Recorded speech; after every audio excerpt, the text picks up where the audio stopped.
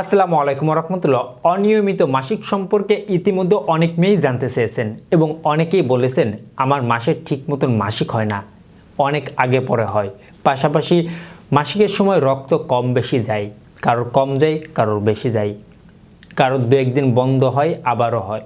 আবার অনেকে জানতে চেয়েছেন এটা কি কোনো রোগ, এর কি কোনো সমাধান রয়েছে, কেন হয়।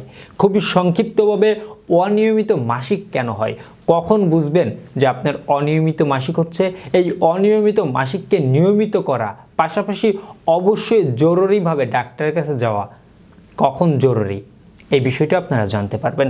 সম্পূর্ণ ভিডিওতে আলোচনা করব। চলুন আমাদের মূল আলোচনায় ফিরে যাওয়া যাক। প্রথমেই বলতে চাই, আমার প্রত্যেকটি ভিডিও মেডিকেল থেকে তুলে ধরা হয়, অবশ্যই শিক্ষণীয় হিসেবে দেখবেন। মাসিক মেয়েদের একটা শারীরিক ক্রিয়া, অবশ্যই এটা ঘটবে। এটা নিয়ে আমরা অনেকে হাসি ঠাট্টা বা অনেকে লজ্জাও মনে করি, বিষয়টা একদমই কিছু না। একজন মেয়ের স্বাস্থ্যে এটা একটা স্বাভাবিক প্রক্রিয়া, তাই এটাকে আমরা অবশ্যই স্বাভাবিকভাবেই দেখব। আমরা অনেকেই জেনে থাকি মেয়েদের 28 দিন অন্তর অন্তর মাসিক হয়, প্রতি মাসের 28 দিন পর পর মাসিক হয়। এটা হচ্ছে একটা স্বাভাবিক রেঞ্জ, কিন্তু অনেক মেয়েদের একটু কম বেশি টাইম হয়, অনেক মেয়েদের রক্তক্ষরণটাও কম বেশি হয়ে থাকে। এখন আসুন, অনিয়মিত মাসিকটা আমরা কখন বুঝবো? সাধারণভাবে মেডিকেল বলে থাকে একজন মেয়ের মাসে 22 থেকে 35 দিনের মধ্যে যে কোনো সময় মাসিক হতে পারে। আমি আবারও বলছি, মাসের 22 থেকে 35 দিনের মধ্যে যে কোনো সময় মাসিক হতে পারে। সাধারণত 26, 27, 28 দিন অন্তর অন্তরই ম্যাক্সিমাম মেয়েদের হয়। এখন আসুন, এই মাসিকের মধ্যে একজন মেয়ের স্বাস্থ্য ম্যাক্সিমামটাই নির্ভরশীল। এর মধ্যে অন্যতম হচ্ছে অনেক মেয়েদের রক্ত স্বল্পতা থাকে, আয়রনের অভাব থাকে শরীরে, রক্তের হিমোগ্লোবিন কম থাকে। এই কোয়ালিটি ব্যক্তিদেরও কিন্তু অনিয়মিত মাসিক হয়। তার মানে ধরে নেওয়া যায় যে যেই মেয়েদের 22-এর নিচে, মানে 21 দিন, 20 দিন, 18 দিন, 17 দিন এই টাইমে মাসিক হয়ে যাচ্ছে, আবার 35 দিন, 36 দিন, 37 এই পর্যন্ত আপনার মাসিক হচ্ছে না, এটাকে আমরা সাধারণত অনিয়মিত মাসিক ধরবো। এবং অবশ্যই সেটা মাসের কয়েক মাস ধরে হতে হবে, 1-2 মাস এটা যে কোনো কারণে হতে পারে। যেমন এটা বললাম যে রক্ত স্বল্পতা একটি কারণ হতে পারে, অনেকে ডায়েট করে থাকেন বা অনেকে ওজন বৃদ্ধি করার জন্য শরীরে পদক্ষেপ নেন, হঠাৎ করে ওজন বৃদ্ধি, ওজন কম, উভয়েরই কারণে কিন্তু মাসিকের সমস্যা দেখা দিতে পারে। পাশাপাশি অনেকে ভিটামিনজনিত কারণেও কিন্তু মাসিকের সমস্যা দেখা দিতে পারে। পাশাপাশি অনেকে থাইরয়েডের সমস্যা, পলিসিস্ট ওভারিয়ান সিনড্রোম বা মেয়েদের যে ভিতরজনিত কিছু সমস্যা রয়েছে, এজন্য কিন্তু মাসিকের অনিয়মিত সমস্যা দেখা দিতে পারে। জরায়ু সম্পর্কে বা জরায়ু সমস্যার কারণে কিন্তু মাসিকের সমস্যা দেখা দিতে পারে। পাশাপাশি থাইরয়েডজনিত সমস্যার কারণে কিন্তু মাসিকের সমস্যা দেখা দিতে পারে।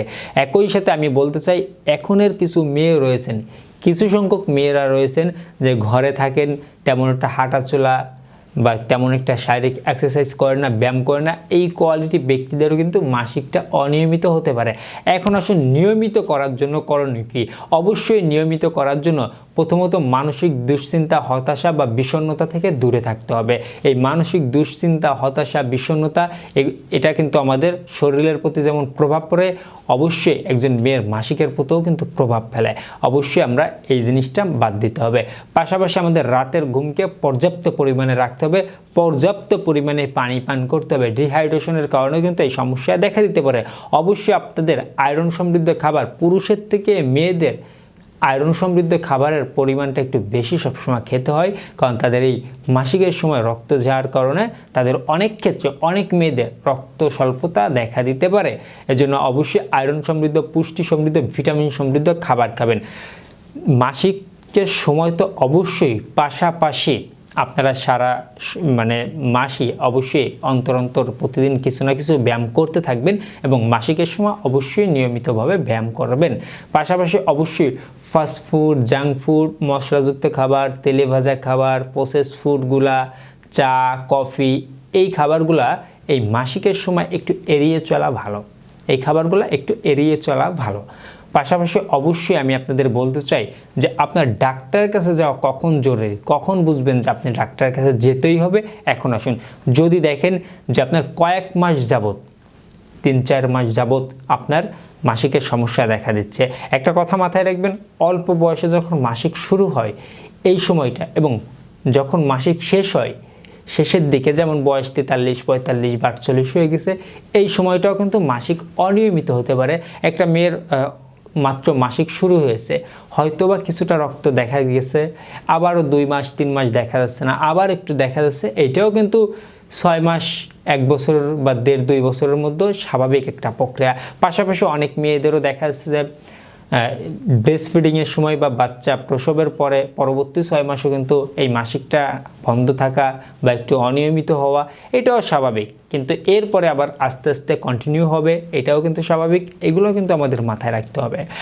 তো মাসিকের সময় যদি এই অনিয়মিত সময়ের পাশাপাশি যদি দেখেন আপনার শরীরে কিছু পরিবর্তন আসতেছে, যেমন একা একা ওজন হ্রাস পাচ্ছে বা ওজন বৃদ্ধি পাচ্ছে, পাশাপাশি শরীরের মধ্যে ভালো লাগে না, মনের মধ্যে ভালো লাগে না, খাবারে একটা অরুচি চলে আসছে, শরীরে একটা ক্লান্ত চলে আসছে বা দুর্বলতা ভাব চলে আসছে, দিনের কাজে মন বসে না, এভাবে আপনার জীবন চলতেছে, বা শরীরে বা বিশেষ করে তলপেটে বা জরায়ুতে আশেপাশে কোথাও ব্যথা অনুভব হচ্ছে, এই ক্ষেত্রে এইসব ব্যক্তিদের অবশ্যই একজন গাইনি বিশেষজ্ঞ ডাক্তারের পরামর্শ নিতে হবে। আমি আবারও বলছি, একজন গাইনি বিশেষজ্ঞ ডাক্তারের পরামর্শ নিতে হবে, কারণ অনিয়মিত মাসিকের পিছে কিছু রোগও থাকতে পারে।